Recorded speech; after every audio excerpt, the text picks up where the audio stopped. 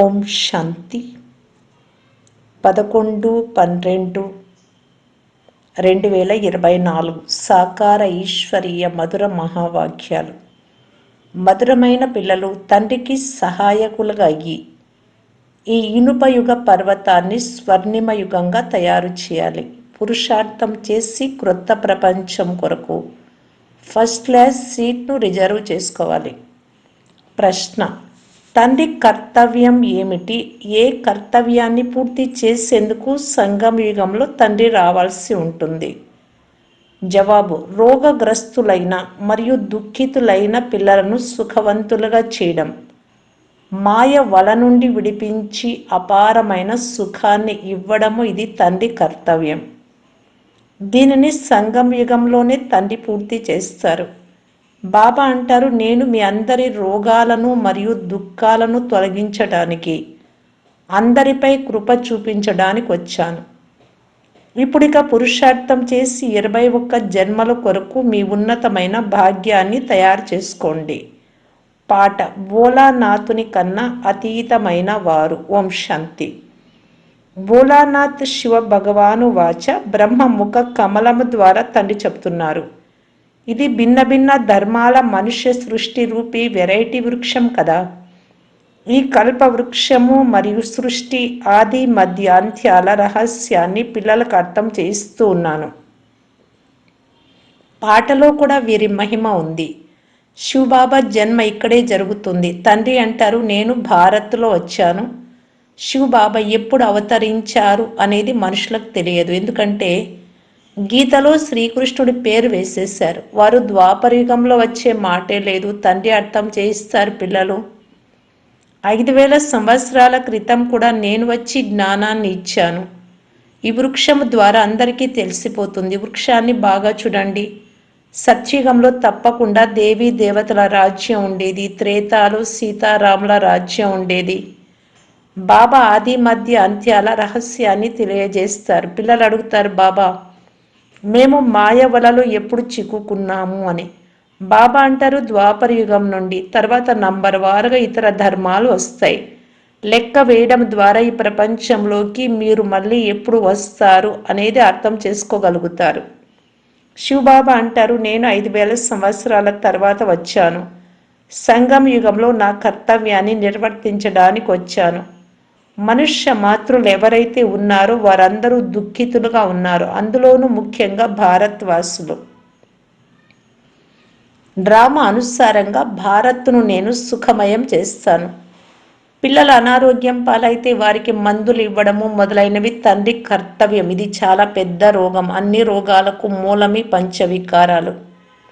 ఇవి ఎప్పటి నుండి ప్రారంభమయ్యాయి అని పిల్లలు అడుగుతారు. ద్వాపరయుగం నుండి. రావణుడి విషయాన్ని అర్థం చేయించాలి. రావణుడిని ఎవ్వరూ చూడలేరు. బుద్ధి ద్వారా అర్థం చేసుకోవడం జరుగుతుంది. అవగుణాలను, వికారాలను. తండ్రిని కూడా బుద్ధి ద్వారా తెలుసుకోవడమే జరుగుతుంది. ఆత్మ మనస్సు బుద్ధి సహితంగా ఉంది. మా తండ్రి పరమాత్మ అని ఆత్మకు తెలుసు. సుఖ దుఃఖాలలోకి, కర్మల ప్రభావంలోకి ఆత్మ వస్తుంది. శరీరం ఉన్నప్పుడు ఆత్మకు దుఃఖం అనుభవం అవుతుంది. పరమాత్మనైనా నన్ను దుఃఖ పెట్టకండి అని ఎప్పుడూ అనరు. తండ్రి కూడా అర్థం చేస్తూ ఉన్నారు, నాకు కూడా పాత్ర ఉంది. కల్పకల్పము సంగమ యుగంలో వచ్చి నేను పాత్రను అభినయిస్తాను. ఏ పిల్లలనైతే నేను సుఖంలోకి పంపించానో వారు దుఃఖితులయ్యారు. అందుకే మళ్ళీ డ్రామా అనుసారంగా నేను రావాల్సి ఉంటుంది. అంతేకాని కూర్మ మత్స్య అవతారాలు ఏమీ లేవు. పరశురాముడు గొడ్డలితో క్షత్రియులను వధించాడు అని అంటారు. అవన్నీ కట్టుకథలు. ఇప్పుడు తండ్రి అర్థం చేయిస్తున్నారు, నన్ను స్మృతి చెయ్యండి. వీరు జగదంబ మరియు జగత్పిత, మాతృదేశము మరియు పితృదేశం అని అంటారు కదా. భారత్వాసులు నీవే తల్లి తండ్రివి. నీ కృపతో అమితమైన సుఖం తప్పకుండా లభిస్తూ ఉంది అని తలుచుకుంటారు కూడా. ఇక ఆపై ఎవరు ఎంత పురుషార్థం చేస్తే అంత. ఎలాగైతే సినిమాకు వెళ్ళినప్పుడు ఫస్ట్ క్లాస్లో రిజర్వ్ చేసుకుంటారు కదా, అలాగే తండ్రి కూడా అంటారు, మీరు కావాలి అంటే సూర్యవంశంలో లేక చంద్రవంశంలో సీట్ రిజర్వ్ చేసుకోండి. ఎవరు ఎంత పురుషార్థం చేస్తే అంత పదవిని పొందగలరు. కావున అన్ని రోగాలను దుఃఖాలను తొలగించడానికి తండ్రి వచ్చారు. రావణుడు అందరికీ చాలా దుఃఖాన్ని ఇచ్చాడు. మనుషులెవ్వరూ ఇతర మనుషులకు సద్గతిని ఇవ్వలేరు. ఇది కలియుగ అంతిమం. గురువులు శరీరాన్ని వదులుతారు, మళ్ళీ ఇక్కడే పునర్జన్మలు తీసుకుంటారు. అటువంటప్పుడు వారు ఇతరులకు సద్గతిని ఏమిస్తారు? ఇంతమంది గురువులందరూ కలిసి పతిత సృష్టిని పావనంగా తయారు చేస్తారా? గోవర్ధన పర్వతము అని అంటారు కదా. ఈ మాతలు ఇనుపయుగ పర్వతాన్ని స్వర్ణిమంగా తయారు చేస్తారు. గోవర్ధనాన్ని పూజ కూడా చేస్తారు. అది తత్వ పూజ. సన్యాసులు కూడా బ్రహ్మమును లేక తత్వమును స్మృతి చేస్తారు. దానినే పరమాత్మగా భావిస్తారు. బ్రహ్మతత్వమే భగవంతుడని అనుకుంటారు. ఇది భ్రమ అని తండ్రి అంటారు. బ్రహ్మాండంలోనైతే ఆత్మలో అండాకారంలో ఉంటాయి. నిరాకారి వృక్షం కూడా చూపించబడింది. ప్రతి ఒక్కరికి తమ తమ సెక్షన్లు ఉన్నాయి. ఈ వృక్షానికి పునాది భారత్ యొక్క సూర్యవంశీ చంద్రవంశీ పరివారాలు. ఆ తర్వాత వృద్ధి జరుగుతుంది. ముఖ్యమైనవి 4 ధర్మాలు. ఏ ధర్మాలు ఎప్పుడెప్పుడు వస్తాయి అన్నది లెక్క వేయాలి. ఉదాహరణకు గురునానక్ 500 సంవత్సరాల క్రితం వచ్చారు. సిక్కులు 84 జన్మల పాత్రను అభినయిస్తారు అని కాదు. తండ్రి అంటారు, 84 జన్మలు కేవలం ఆల్రౌండర్ బ్రాహ్మణులైన మీవే బాబా అర్థం చేయించారు. మీదే ఆల్రౌండ్ పాత్ర. బ్రాహ్మణులు, దేవతలు, క్షత్రియులు, వైశ్యులు, శూద్రులుగా మీరే అవుతారు. ఎవరైతే మొదట దేవీ దేవతలుగా అవుతారో వారే మొత్తం చక్రమంతా తిరుగుతారు. తండ్రి అంటారు, మీరు వేద శాస్త్రాలనైతే చాలా విన్నారు. ఇప్పుడు ఇది వినండి మరియు జడ్జ్ చేయండి, నిర్ణయించండి. శాస్త్రాలు రైటా లేక గురువులు రైటా లేక తండ్రి ఏదైతే వినిపిస్తున్నారో అది రైటా? తండ్రిని సత్యమనే అంటారు. నేను సత్యాన్ని వినిపిస్తాను, దానితో సత్యుగం తయారవుతుంది. మరియు ద్వాపరయుగం నుండి మొదలుకొని మీరు అసత్యాన్ని వింటూ వచ్చారు. దాని వలన నరకంగా తయారైంది. నేను మీకు సేవకుడిని. భక్తి మార్గంలో మీరు నేను సేవకుడిని, నేను మీ సేవకుడిని అని గానం చేస్తూ వచ్చారు. ఇప్పుడు నేను పిల్లలైన మీ సేవ కోసం వచ్చాను. తండ్రిని నిరాకారి నిరహంకారి అని మహిమ చేస్తారు. తండ్రి అంటారు, నా కర్తవ్యం పిల్లలైన మిమ్మల్ని సదా సుఖవంతులుగా చేయడం. ఆగమ నిగమాల భేదాలు తెలియజేస్తారు. వేదాల అంతర్భాగాలను గురించి ఆది అంత్యముల రహస్యాన్ని తెలియజేశారని పాటలో ఉంది. ఇకపోతే డమరుకము మొదలైనవి మ్రోగించే విషయం ఏదీ లేదు. వీరైతే ఆది మధ్య అంత్యాల పూర్తి సమాచారాన్ని వినిపిస్తారు. బాబా అంటారు, పిల్లలైన మీరందరూ పాత్రధారులు. నేను ఈ సమయంలో కరావన్హార్ చేసేవాడిని, చేయించేవాడిని. నేను బ్రహ్మ ద్వారా స్థాపన చేయిస్తాను. ఇకపోతే గీతలో ఏవైతే వ్రాయబడి ఉన్నాయో వాస్తవానికి అవేమీ లేవు. ఇప్పుడైతే ఇది ప్రత్యక్ష విషయం. పిల్లలకి సహజ జ్ఞానాన్ని మరియు సహజ యోగాన్ని నేర్పిస్తాను. యోగం జోడింప చేయిస్తాను. యోగాన్ని జోడింప చేయించేవారు, జోలిని నింపేవారు, రోగాలను దుఃఖాలను తొలగించేవారు అని అన్నారు కదా. గీత యొక్క పూర్తి అర్థాన్ని కూడా తెలియజేస్తారు. యోగాన్ని నేర్పిస్తాను మరియు నేర్పించేలా కూడా చేస్తాను. పిల్లలు యోగం నేర్చుకొని మళ్ళీ ఇతరులకు కూడా నేర్పిస్తారు కదా. యోగంతో మా జ్యోతిని వెలిగించేవారు అని అంటారు. ఇలాంటి పాటలను కూడా ఎవరైనా ఇంట్లో కూర్చొని వింటే మొత్తం జ్ఞానం అంతా బుద్ధిలో తిరుగుతూ ఉంటుంది. తండ్రి స్మృతితో వారసత్వపు నశ కూడా ఎక్కుతుంది. కేవలం పరమాత్మ లేక భగవంతుడా స్వామి అని అనడం వలన నోరు తీపి అవ్వదు.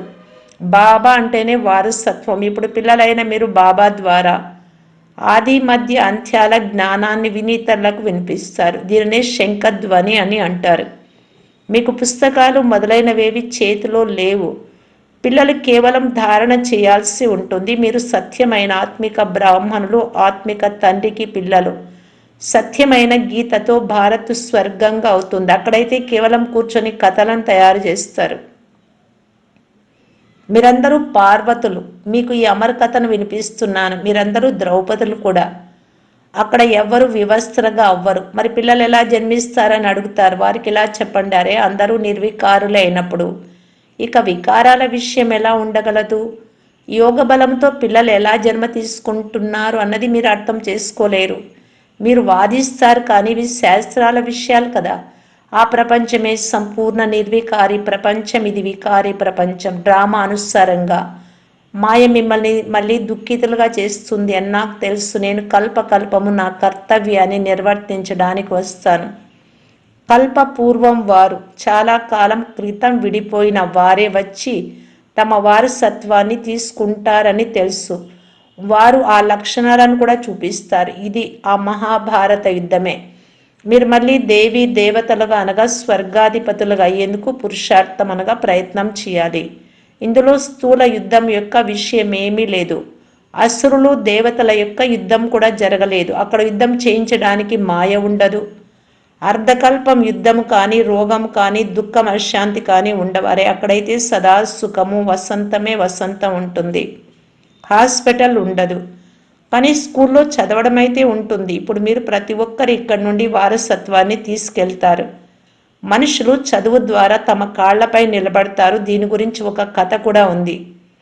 నీవు ఎవరిది తింటున్నావు అని రాజు కుమార్తెను అడిగితే అప్పుడు నేను నా భాగ్యం నుండి తింటున్నాను అని ఆమె చెప్పింది. అది హద్దు భాగ్యం. ఇప్పుడు మీరు మీ అనంతమైన భాగ్యాన్ని తయారు చేసుకుంటూ ఉన్నారు. మీరు ఎటువంటి భాగ్యాన్ని తయారు చేసుకుంటున్నారు అంటే ఇక 21 జన్మలు మీరు మీ రాజ్య భాగ్యాన్ని అనుభవిస్తారు. ఇది అనంతమైన సుఖం యొక్క వారసత్వం. ఇప్పుడు పిల్లలైన మీకు తేడా గురించి చాలా బాగా తెలుసు. భారత్ ఎంత సుఖమయంగా ఉండేది, ఇప్పుడు పరిస్థితి ఎలా ఉంది. ఎవరైతే కల్పకృతం రాజ్య భాగ్యాన్ని తీసుకుంటున్నారో వారే ఇప్పుడు తీసుకుంటారు. అలాగని డ్రామాలో ఏది ఉంటే అదే లభిస్తుందిలే అని కాదు. అలా అయితే ఆకలితో చనిపోతారు. ఈ డ్రామా రహస్యాన్ని పూర్తిగా అర్థం చేసుకోవాలి. శాస్త్రాలలో కొందరు ఒక ఆయువును మరికొందరు మరొక ఆయువును చూపించారు. కల్పానికి అనేక మతాంతరాలు ఉన్నాయి. కొందరైతే మేము సదా సుఖంగానే ఉంటున్నాము అని అంటారు. అరే, నీవెప్పుడు అనారోగ్యం పాలవ్వవా? వారంటారు రోగాలు మొదలైనవి శరీరానికి వస్తాయి, ఆత్మ నిర్లేపి అని. అరే, ఏదైనా దెబ్బ తగిలితే దుఃఖం ఆత్మకు కలుగుతుంది కదా. ఇవి బాగా అర్థం చేసుకోవాల్సిన విషయాలు. ఇది స్కూల్, ఒకే టీచర్ చదివిస్తారు. జ్ఞానం ఒక్కటే, లక్ష్యం ఒక్కటే, నర్ని నుండి నారాయణుడిగా అవ్వడం. ఎవరైతే పాస్ అవ్వరో వారు చంద్రవంశంలోకి వెళ్ళిపోతారు. దేవతలు ఉన్నప్పుడు క్షత్రియులు లేరు, క్షత్రియులు ఉన్నప్పుడు వైశ్యులు లేరు, వైశ్యులు ఉన్నప్పుడు శూద్రులు లేరు. ఇవన్నీ అర్థం చేసుకోవాల్సిన విషయాలు. మాతల కొరకు కూడా చాలా సహజం. ఒకే పరీక్ష ఉంటుంది. ఆలస్యంగా వచ్చేవారు ఎలా చదువుతారు అని అనుకోకండి. ఇప్పుడు క్రొత్త వారు చురుకుగా ముందుకు వెళ్తున్నారు. ప్రాక్టికల్గా అలా ఉన్నారు. ఇకపోతే మాయా రావణుడికి ఎటువంటి రూపము లేదు. వీరిలో కామం యొక్క భూతం ఉంది అని అంటారు. అంతేకాని రావణుడి యొక్క బొమ్మ కానీ శరీరం కానీ ఏమీ లేదు. అచ్చా, అన్ని విషయాల సేక్రీన్ మధురమైన సారం మన్మనాభవ. నన్ను స్మృతి చేసినట్లయితే ఈ యోగాగ్నితో వికర్మలు వినాశనం అవుతాయని తండ్రి అంటారు. తండ్రి గైడ్గా అయి వచ్చారు. బాబా అంటారు, పిల్లలు నేనైతే సన్ముఖంగా పిల్లలైన మిమ్మల్ని చదివిస్తాను. కల్పకల్పము నా కర్తవ్యాన్ని నిర్వర్తిస్తాను. పారలౌకిక తండ్రి అంటారు, పిల్లలైన మీ సహాయంతో నేను నా కర్తవ్యాన్ని నిర్వర్తించడానికి వచ్చాను. సహాయం చేస్తారు, కావుననే మీరు కూడా పదవిని పొందుతారు. నేను ఎంత గొప్ప తండ్రిని, ఎంత పెద్ద యజ్ఞాన్ని రచించాను. బ్రహ్మముఖ వంశావళి బ్రాహ్మణీలైన మీరందరూ సోదరీ సోదరులు. సోదరీ సోదరులు అయిన తర్వాత ఇక పతి పత్ని అన్న దృష్టి మారిపోవాలి. తండ్రి అంటారు, బ్రాహ్మణ కులాన్ని కళంకితం చేయకండి. పవిత్రంగా ఉండేందుకు ఇవి యుక్తులు. మనుషులు ఇది ఎలా సాధ్యమవుతుంది? కలిసి ఉంటూ నిప్పు అంటుకోకుండా ఉండడం అనేది సాధ్యం కాదు అని అంటారు. అంటే కామవికారంలోకి వెళ్లకుండా. బాబా అంటారు, మధ్యలో జ్ఞాన ఖడ్గం ఉన్నందుకు ఎప్పుడు నిప్పు అంటుకోదు. కానీ అది కూడా ఇద్దరు మన్మనాభవగా ఉంటే, శివ బాబాను స్మృతి చేస్తూ ఉంటే, స్వయాన్ని బ్రాహ్మణాత్మగా భావిస్తే అప్పుడు అది సాధ్యం అవుతుంది. మనుషులు ఈ విషయాలను అర్థం చేసుకోని కారణంగా గొడవ చేస్తారు, నిందలు కూడా పడాల్సి వస్తుంది. శ్రీకృష్ణుని ఏమైనా నిందించగలరా? శ్రీకృష్ణుడు అలా వచ్చేస్తే విదేశాల నుండి ఒకేసారి అందరూ విమానాల ద్వారా పరిగెత్తుకుంటూ వచ్చేస్తారు. చాలా గుంపు ఏర్పడుతుంది. ఇక భారత్లో అయితే ఏమైపోతుందో తెలియదు. ఆ భారత్లో ఉండే అందరూ వచ్చేస్తారు. అచ్చా, ఈరోజు భోగ్, ఇది పుట్టినిల్లు మధుబన్. అది మీరుండే స్థానం అత్తవారిల్లు. సంగమ యుగంలో కలుసుకుంటారు. కొందరు దీనిని ఇంద్రజాలం అనుకుంటారు. ఈ సాక్షాత్కారాలు ఏమిటి అనేది బాబా అర్థం చేయించారు. భక్తి మార్గంలో సాక్షాత్కారాలు ఎలా జరుగుతాయి? ఇందులో సంశయ బుద్ధి కలవారిగా అవ్వకూడదు. ఇది ఒక ఆచారం. ఇది శివబాబా బండారా కావున వారిని స్మృతి చేసి భోగ్ పెట్టాలి. యోగంలో ఉండటమైతే మంచిదే కదా, బాబా స్మృతి ఉంటుంది. అచ్చా, మధురాతి మధురమైన అపురూపమైన పిల్లలకు మాతాపిత బాప్ దాదాల ప్రియ స్మృతులు మరియు గుడ్ మార్నింగ్. ఆత్మిక పిల్లలకు ఆత్మిక తండ్రి నమస్తే. ధారణ కొరకు ముఖ్య సారం. ఫస్ట్ పాయింట్, స్వయాన్ని బ్రహ్మ ముఖ వంశావళిగా భావించి పక్కా పవిత్రమైన బ్రాహ్మణులుగా తయారు కావాలి. ఎప్పుడు తమ ఈ బ్రాహ్మణ కులాన్ని కళంకితం చేయకూడదు. సెకండ్ పాయింట్, తండ్రి సమానంగా నిరాకారి నిరహంకారిగా అయ్యి తమ కర్తవ్యాన్ని నిర్వర్తించాలి. ఆత్మిక సేవలో తత్పరులై ఉండాలి. వరదానము, స్నేహ శక్తి ద్వారా మాయా శక్తిని సమాప్తం చేసే సంపూర్ణ జ్ఞానీ భవ. స్నేహంలో ఇమిడిపోవటమే సంపూర్ణ జ్ఞానం. స్నేహము బ్రాహ్మణ జన్మ యొక్క వరదానం. సంగమ యుగంలో స్నేహ సాగరుడు స్నేహము అనే వజ్రాలు ముత్యాలను పల్లెముల నిండుగా నింపి ఇస్తున్నారు. కావున స్నేహంలో సంపన్నంగా అవ్వండి. స్నేహ శక్తితో పరిస్థితి రూపీ పర్వతం పరివర్తన అయి నీటి సమానంగా తేలికగా అయిపోతుంది. మాయ యొక్క ఎటువంటి వికారాల రూపమైన లేక రాయల్ రూపమైన ఎదిరించినట్లయితే క్షణములో మీరు స్నేహ సాగరుడిలో ఇమిడిపోండి. అప్పుడు స్నేహశక్తితో మాయాశక్తి సమాప్తం అవుతుంది. స్లోగన్, తనువు మనస్సు ధనము, మనస్సు వాణి మరియు కర్మతో తండ్రి కర్తవ్యంలో సదా సహయోగిగా ఉండేవారే యోగి. అవ్యక్త ఇషారా, సదా సంతుష్టంగా ఉంటూ అందరినీ సంతుష్టం చేసే సంతుష్ట మణిగా కావటానికి బాప్దాదా తెలియజేస్తూ ఉన్నారు. ఏ సేవ మిమ్మల్ని అసంతృప్తిగా చేస్తుందో అది సేవయే కాదు. సేవ యొక్క అర్థం మేవ, ఫలం ఇచ్చేటటువంటి సేవ. ఒకవేళ సేవలో అసంతుష్టత ఉంటే సేవ వదలండి, కానీ సంతుష్టతను వదలకండి. సదా హద్దు యొక్క కావాలి కావాలి అనే కోరికల నుండి భిన్నంగా సంపన్నంగా ఉంటే సమానంగా కాగలరు. ఓం శాంతి.